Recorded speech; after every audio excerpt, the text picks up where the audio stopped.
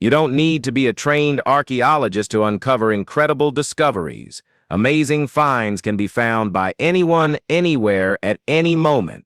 The thrill of bringing history to light has no limits, and it doesn't matter who reveals the past, only that it's brought forward. Let's dive into a series of findings that shed new light on the brilliance of ancient civilizations, reminding us that history isn't buried, it's simply waiting to be uncovered. All right, let's begin this countdown with number 15. The copper lentil of Tel el-Ubaid. Named after the site where it was found, the copper lentil of Tel el-Ubaid was discovered in 1919 in what is now Iraq.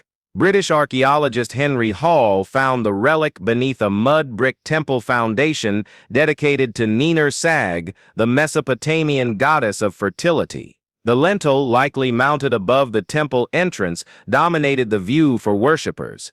Despite being in fragments, conservators later restored the piece, revealing an elaborate relief showing the lion-headed eagle god, Imdugud, flanked by two deer.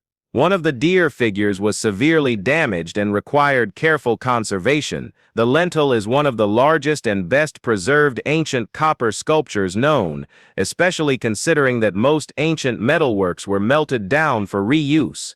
Now over 4,400 years old, the panel is a rare survivor from Sumerian civilization. Its craftsmanship, scale, and subject matter speak volumes about the religious devotion and artistic skills of Mesopotamian societies, long before the classical empires rose to power. Number 14. The Antiochus cylinder. The Antiochus cylinder is a relic from around 250 BCE, and it was commissioned by Antiochus I Soter, a Hellenistic ruler of the Seleucid Empire. Inscribed in formal Akkadian, the cylinder is a declaration of his devotion to Nabu, the god of wisdom. In the translated text, Antiochus boasts of crafting the bricks with his own hands to reconstruct two sacred temples, Esagila and Ezida, solidifying his legacy as both a pious and powerful monarch. He prays for lasting prosperity, victory in war, and an eternal name. Though the narrative is likely self-serving royal propaganda, it reflects how ancient kings interwove divinity with rulership. The cylinder also documents early Seleucid interactions with Babylonian religious institutions. While historians doubt the literal truth of its claims, the artifact offers insight into how monarchs framed their image. Carved into clay, the Antiochus cylinder captures the intersection of royal ego, religious legitimacy, and political narrative, a tool as much for shaping perception as for chronicling deeds. It's just incredible. Number 13. Prehistoric grinding tool of Israel. Stone tools are often associated with early humans, but discoveries in Israel's Tabun cave suggest tool use began long before Homo sapiens. In 2020, archaeologists announced the finding of a 350,000-year-old grinding stone, far predating the emergence of modern humans. Found within Mount Carmel, a UNESCO World Heritage Site, the artifact shows wear consistent with horizontal motion, suggesting it was used to crush or grind food. Unlike earlier hammerstones used for smashing, this tool displays a deliberate and advanced technique. It wasn't made by Homo sapiens, who appeared roughly 300,000 years ago. Instead, it likely belongs to Homo erectus or Homo heidelbergensis, both predecessors in the evolutionary line. Microscopic abrasions on the stone reveal repeated lateral usage, indicating it was part of a routine practice. This changes the way we interpret early tool development, extending the timeline of sophisticated behavior among ancient hominins. Tabun Cave continues to offer insights into the deep past, and this tool pushes that boundary further than ever before. Number 12. The Sator Square Puzzle. Among the many fascinating finds at Pompeii, the Sator Square stands out for its sheer mystery. First uncovered in the late 1800s, this Latin word square is carved with a peculiar five-word palindrome: Sator te, aripo, tenet, opera, rotas. The structure of the puzzle allows it to be read in multiple directions: forward, backward, and vertically. At nearly 2,000 years old, it's one of the oldest surviving examples of this cryptic format. Scholars can't agree on its origin. Some suggest it's rooted in early Christianity, while others argue for Jewish or pagan influences. Its meaning remains disputed, with one loose translation reading, "The sower Epo holds the wheels with care." What adds to the intrigue is its widespread. Satyr squares have appeared across the Roman Empire, yet none come with any clear explanation. While it might have been used for spiritual protection or ritual, no definitive purpose has been proven. Its age, symmetry, and persistence make it a lasting enigma etched in stone, both literally and historically. Number 11. The Buddhas of Bamiyan. Well, let's picture standing in Bamiyan Valley, Afghanistan, looking up at two massive Buddha statues carved into the cliffside over 1,500 years ago. It's just spectacular. These towering figures, one 160 feet tall, the other 120, were grand symbols of Buddhist influence across the Silk Road. Covered in rich colors and intricate detailing, they weren't just religious icons, they were visual legacies that watched empires rise and fall. Tragically, in 2001, both were blown apart by the Taliban in an act of ignorant destruction that shocked the world. The statue's absence left a hollow scar on cultural memory, but their spirit endures. Their story reminds us that art and history are fragile and always under threat. The Buddhas still stand in collective memory, representing the persistence of culture even in the face of violence. Discussions about restoring them have surfaced, but none have taken shape. Until then, all that remains are the empty niches in the stone and a global acknowledgement of what was lost and what still matters. Number 10. World SIP's oldest taverns in Iraq.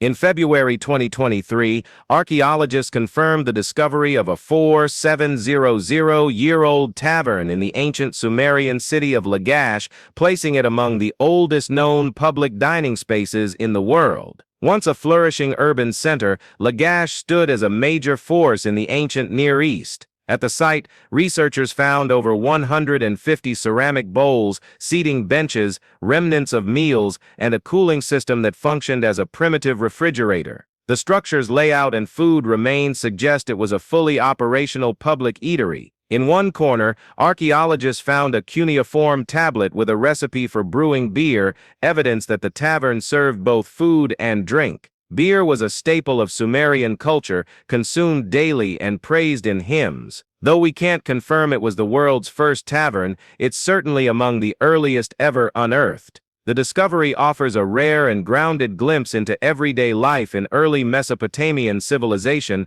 proof that even 5,000 years ago, people enjoyed a hot meal and a cold drink. Number 9. 3,000-year-old ritual well.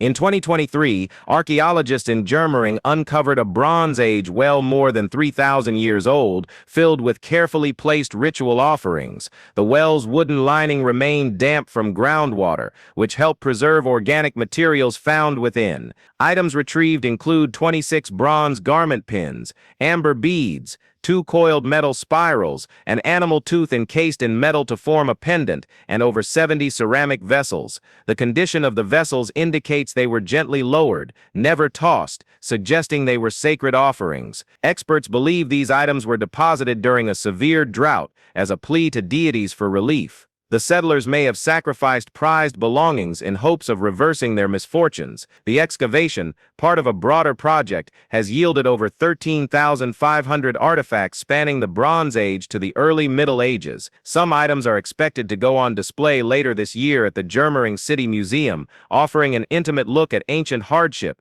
belief systems, and community resilience. Number 8. Celtic scissors found in Munich. A set of Celtic scissors, estimated to be around 2,300 years old, was uncovered in a cremation tomb in Munich in early May 2023. Despite their age, the scissors still gleam with sharp edges, stunning archaeologists with their preserved state. Professor Matthias Feil from the Bavarian State Office for Monument Preservation hailed the find as extraordinary, applauding the artisan's meticulous metalwork. The discovery occurred during a World War II ordnance sweep at a construction site where signs of ancient structures led to the burial site, an enclosed wooden post square. Dated to the 3rd or 2nd century BCE, this era marked a shift among the Celts toward cremation and interment with symbolic grave goods. Alongside the scissors, archaeologists found a folded sword, a spearhead, a shield, a razor, and a fibula, all demonstrating refined craftsmanship and suggesting noble status. The scissors were likely multifunctional, used for shearing wool, trimming hair, and cutting fabric. The sword's deliberate damage implies it was ritually broken as an offering to accompany the deceased into the afterlife. Number 7. Old soap factory in Israel. In mid-2020, archaeologists near Rahat found what they now consider the country's oldest soap-making site. Estimated to be over 1,200 years old, the facility was likely active during the Islamic Golden Age and was used to manufacture soap from olive oil. Researchers identified the factory by examining residue left from mixing olive oil with ashes of saltwort plants and animal fat, a combination previously known from ancient records. Adjacent to the workshop, remnants of a residential building were also found, indicating that the soap production was likely a family business. The team believes the soap may not have been used for personal hygiene, as there's little evidence of widespread body washing before the 7th century. More likely, the bars were intended for laundering clothes. The production cycle was long and labor-intensive, taking up to 2 months from start to finish. This site adds another layer to our understanding of daily commerce and domestic industry in early Islamic period settlements in the Middle East. Number 6. The Turin Papyrus Map. Often regarded as the earliest known topographic and geological map, the Turin Papyrus map was discovered at Deir el-Medina and now resides in the Museo Egizio in Turin. Created over 3,100 years ago under Pharaoh Ramesses IV, it was drafted by the master scribe Amenhotep. The map details Egypt's eastern desert, tracing the Nile, and outlining regions like Wadi Hammamat, the Beken stone quarry, and the settlement of Bir Fawakir. Colored dots, brown, green, and white, mark rock types, offering unexpected geological clarity. Surprisingly, the papyrus shows early folding techniques, challenging assumptions that even fresh papyrus is too brittle to bend. The map was uncovered in fragments by French consul Bernardino Drovetti in 1814 and was reassembled over the next 7 years. Drovetti, known for hoarding Egyptian relics, likely pieced it together with a collector's obsession. While older maps exist globally, none match the Turin Papyrus's detail. It's both an artistic document and a scientific marvel, showing that ancient engineers understood the land far more deeply than we tend to give them credit for. Number 5. Buddha statue of Berenike. In April 2023, a remarkable marble statue of the Buddha dating to the 2nd century CE was excavated at the Temple of Isis in Berenike, Egypt. This statue offers rare archaeological proof of Buddhist influence reaching Roman Egypt. During the Roman period, Berenike served as a key trade hub along Egypt's Red Sea coast, linking the empire with India. Vessels from India carried goods such as textiles, ivory, gemstones, and pepper. Found in the temple's forecourt, the 28-inch tall figure holds his draped robe, his head encircled by a halo, representing spiritual radiance. A lotus blossoms beside his foot, symbolizing purity.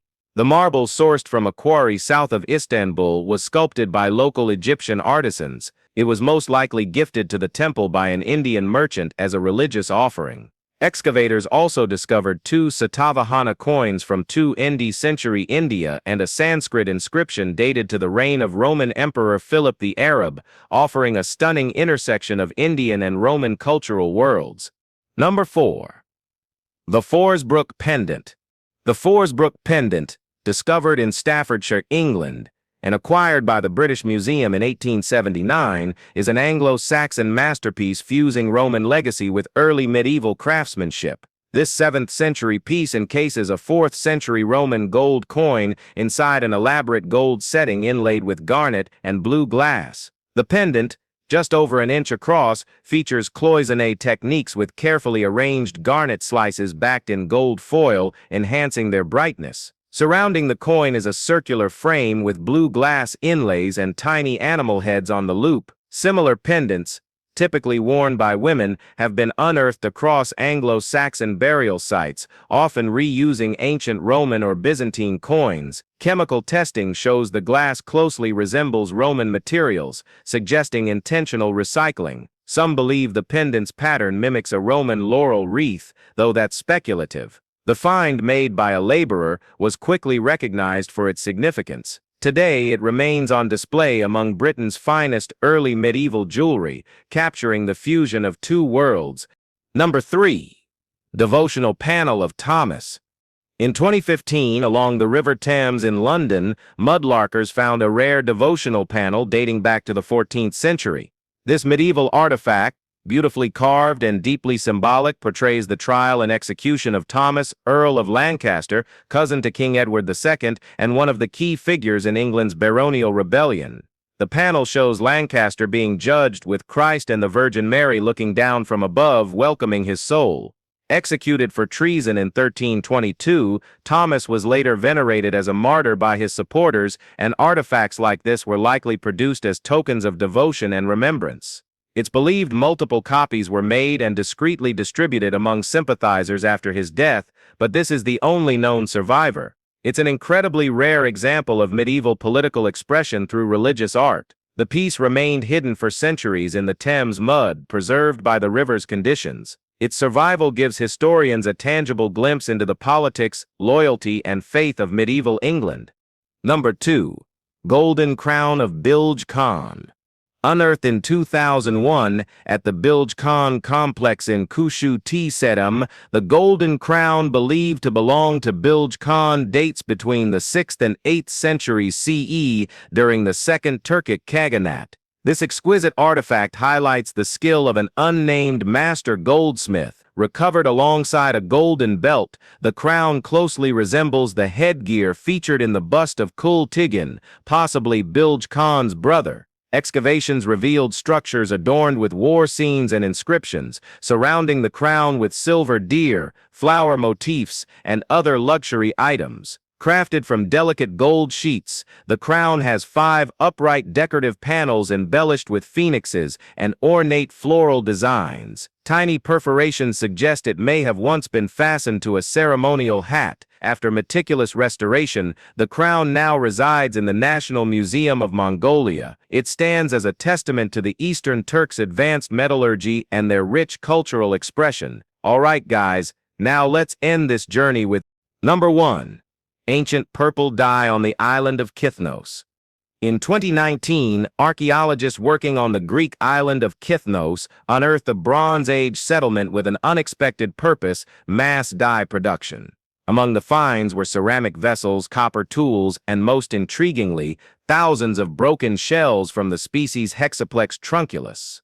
These sea snails were used to create Tyrian purple, a dye so rare and costly that only royalty or elites were permitted to wear it. The process was grueling.